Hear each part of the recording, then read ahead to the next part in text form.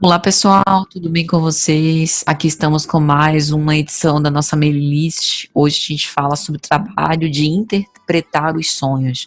Se você está ouvindo esse podcast, provavelmente você está no nosso canal no YouTube, www.youtube.com/Patrícia Lins de Paula. Seja muito bem-vindo.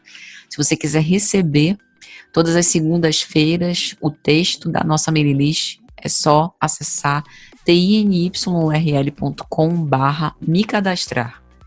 Bom, vamos direto ao ponto então. A partir do momento quando do movimento psicanalítico, Freud pede aos pacientes para que revelem seus sonhos, em vez de apenas relatarem os seus sintomas, tem-se o início do trabalho de interpretar os sonhos. Nessa época, as mentes científicas e médicas consideravam que se ocupar dos sonhos era algo pouco prático e supérfluo, não científico, mas despertado pela suspeita do misticismo. Muitos acreditavam que os sonhos não eram atos psíquicos, mas estímulos somáticos, portanto, algo que não tinha razão de ser, que não tinha profundidade, um sentido que pudesse ser interpretado. Para Freud, era uma oportunidade de, a partir de pequenos indícios, acessar fatos importantes da vida psíquica. Mas para isso, a figura do analista, que deveria ser de interpretar esses sonhos com base na realidade simbólica do paciente, junto com o sonhador, consistiria exatamente de estimulá-lo primeiramente a fazer associações com o objetivo de encontrar um sentido oculto para o que se sonhou. O sono, indispensável para a regulação psíquica, abre as portas para o sonho, embora nem sempre o paciente se recorde do sonho após acordar. Ou seja, a vida psíquica permaneceria atuante mesmo durante o sono e em operação, mesmo com esse sono fisiológico. Mas, segundo uma visão meramente organicista, essa realidade seria profundamente indesejável, de modo que o melhor sono deveria ser aquele em que a gente apaga, desprovido de sonhos, sem nenhuma atividade psíquica, para que assim pudesse restabelecer os processos mentais pelo estado de absoluto repouso.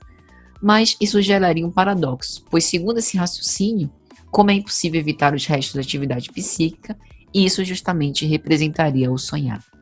Freud considerava a influência dos estímulos externos ou ambientais e ainda aqueles provenientes de órgãos internos nos sonhos como uma resposta mental. Por exemplo, ao frio exterior, à fome e à sede. Assim sendo, o sonho passaria a funcionar como um regulador de prazer e desprazer, promovendo compensações às sensações físicas, como se o psiquismo buscasse através do sonho explicar ou dar sentido aos estímulos externos ou internos. Para Freud, o que é vivido é predominantemente por meio de imagens visuais, e cada imagem tem uma representação subjetiva, como elementos formadores do mundo simbólico do sujeito. Freud arremata, na obra de 1916-1917, que, abre aspas, o sonho não é um fenômeno somático, e sim psíquico. Sendo um fenômeno psíquico, ele é obra e manifestação do sonhador. Por que não haveríamos, então, de perguntar ao sonhador o que seu sonho significa?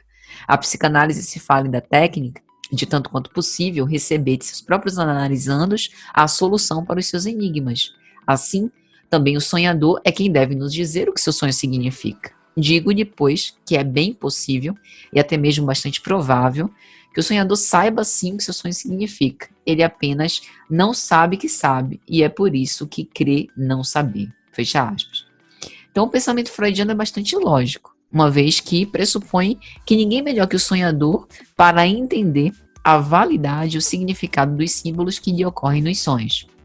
Ainda que se recorde de um fragmento, apenas de uma imagem, de uma palavra, de trechos esparsos, a lembrança inicial através da associação vai estimulando a recordação mais ampliada e a concatenação de certos fatos no sonho, com preocupações, desejos ou ocorrências mesmo na vida real, que podem ou não terem sido antecipadas pelo sonho. Sobre o significado dos sonhos, 2 relatos chamam especialmente a atenção. O conhecido sonho de Auguste Kekulé, em 1890, sobre a partícula aromática do benzeno, sobre cuja descrição a gente tem a seguinte citação, abre aspas, eu estava sentado escrevendo meu manual, mas o trabalho não progredia. Meus pensamentos estavam dispersos. Virei minha cadeira para a lareira e adormeci. Novamente os átomos soltavam à minha frente. Aprendamos, senhores, a sonhar, e então talvez possamos encontrar a verdade, mas evitemos publicá-los antes de colocar os sonhos à prova do mundo real. Fecha aspas. Essas últimas frases de Kekulé denotam uma sensatez impressionante, porque na própria psicanálise busca-se extrair o desejo inconsciente dos sonhos, mas esse trabalho passa pela análise, com a participação ativa do sonhador.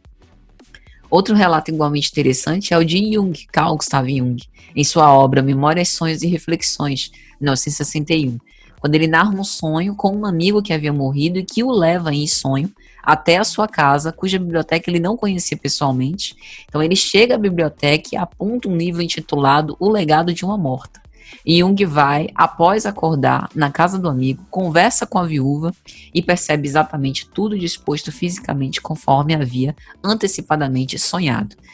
Então, a interpretação do sonho não consiste apenas em recordar e reelaborar, mas sobretudo reescrever, com outros elementos, com a participação do analista, através de cujo trabalho irá aprender a linguagem do paciente, enquanto sentido particular do uso das palavras para sua subjetividade, em busca desse material distintivo que o torna singular em seu discurso. Citando, mais uma vez, Freud, abre aspas, o sonho como um todo é o sucedâneo deformado de outra coisa inconsciente, e a tarefa da interpretação do sonho consiste em encontrar esse algo inconsciente. Para isso, não devemos nos preocupar com o que o sonho parece dizer. Nosso trabalho deve se concentrar em despertar as ideias substitutivas para cada elemento e aguardar até que o inconsciente oculto e procurado apareça por si só. Fecha aspas. Gostou desta nossa reflexão de hoje sobre psicanálise cotidiano? Sobre a interpretação dos sonhos, um tema bastante interessante e que, em geral, gera muita curiosidade. Se você já está aqui no meu canal do YouTube, aproveita para conhecer algumas abordagens que eu faço. Essa semana falamos sobre o impacto dos likes na constituição subjetiva e também como lidar com os haters. Se você quer receber diretamente no seu celular ou computador os áudios com trechos do meu livro Sofrimento e Esperança, uma visão psicanalítica, faz parte do meu canal no Telegram. É só acessar t.me/psicanalista Patrícia.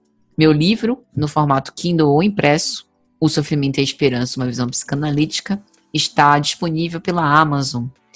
Se você quiser saber como adquirir, meu WhatsApp fica à sua disposição, 71986681869. Agradeço mais uma vez pela atenção de todos, um grande abraço e te vejo na próxima. Tchau, tchau.